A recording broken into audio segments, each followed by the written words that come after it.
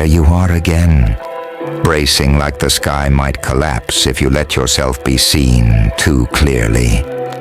You fold your ache into origami, shape it into something palatable, something quiet, hoping no one hears the paper tremble. You've been taught to curate your sorrow, to package your ruin in polite boxes, as if tenderness were a reward for compliance. You wear your longing like lacquered armor, beautiful, brittle, cracking with every breath. Somewhere along the line, someone convinced you that love is a currency, that affection must be earned with silence, smoothness, smallness. You believed them. You made yourself smaller than your soul ever agreed to be, compressing galaxies into teaspoons, hiding your fire beneath velvet restraint. And now, even joy feels conditional, like a leash made of silk. But listen, let me tell you something raw and ancient. There exists a love that doesn't flinch when the mask slips, one that doesn't catalog your offerings or weigh your worth in ease. It stays, feral, holy, untamed, not because you earned it, but because something in you was remembered, because something in you matched something in it, and that was enough. You've mistaken exhaustion for grace, performance for worth. You think love means becoming soft enough to be held without discomfort. But true love is not gentle because you are easy. It is gentle because it is vast. Vast enough to kneel beside your wreckage without blinking. Vast enough to hold your chaos like a relic, sacred and searing. But can I ask you something, little stardust? Who told you that you must always bloom to be beautiful? Who said you had to shine in order to be held? You are not a burden. You are a constellation in collapse, still glowing with the memory of your own birth. And the right kind of love will not turn away from that light. It will stand in the ashfall of your undoing and say, I am not leaving. This love doesn't ask you to sparkle. It doesn't require your petals to stay open. It doesn't vanish when you become winter.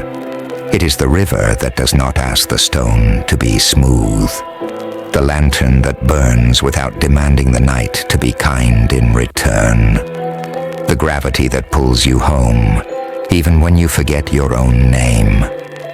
You were never meant to audition for affection, never meant to barter your softness for a seat at the table. You were carved from wild mercy, from marrow that remembers being held before it had shape. And real love, unchained, unbothered, unafraid, knows how to find you, even when you forget how to speak. And maybe one day you'll stop asking why it stayed. Maybe you'll stop flinching when it doesn't leave. Maybe you'll remember how to love like that too.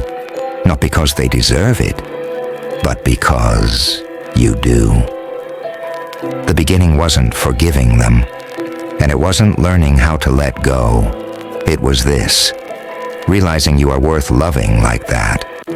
You don't have to strive toward it. You don't have to contort. The love I speak of doesn't arrive when you earn it.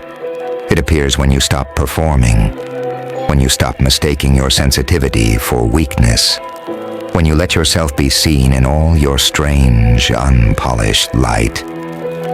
So let me say it, without condition, without hesitation. I love you, not for your resilience, not for your grace under fire, not even for your kindness, though it threads through you like gold. I love you for what still trembles, for the wound you carry in silence, for the parts of you you were told to bury. I love you like the ocean loves the shore, without asking it to hold still, like night loves the stars, without needing them to explain their flicker, like roots love the earth, quietly, deeply, without needing bloom. And I know, someone once made you believe that love could vanish the moment you unraveled, that your grief made you unworthy of holding. But hear me, what left was not love. It was fear, dressed in intimacy, A shadow, not a home. Real love doesn't disappear when the glow dims. It stays in the quiet, in the unraveling, in the parts of you that forget how to be anything but tired. So don't let what hurt you define what's possible. Don't confuse absence with prophecy. And please, don't give up on what's real just because someone gave you an imitation and called it everything. Because something is coming.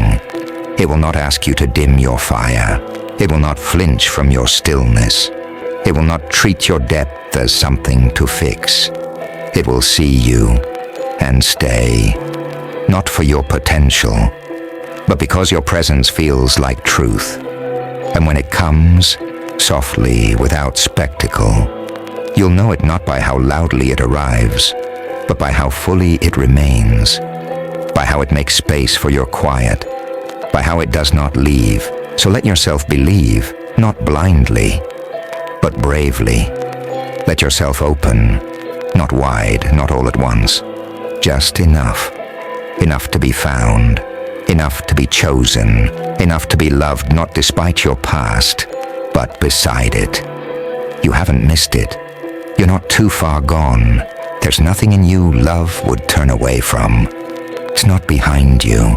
It's not beyond you. It's already on its way. And you are already becoming the place where it will land.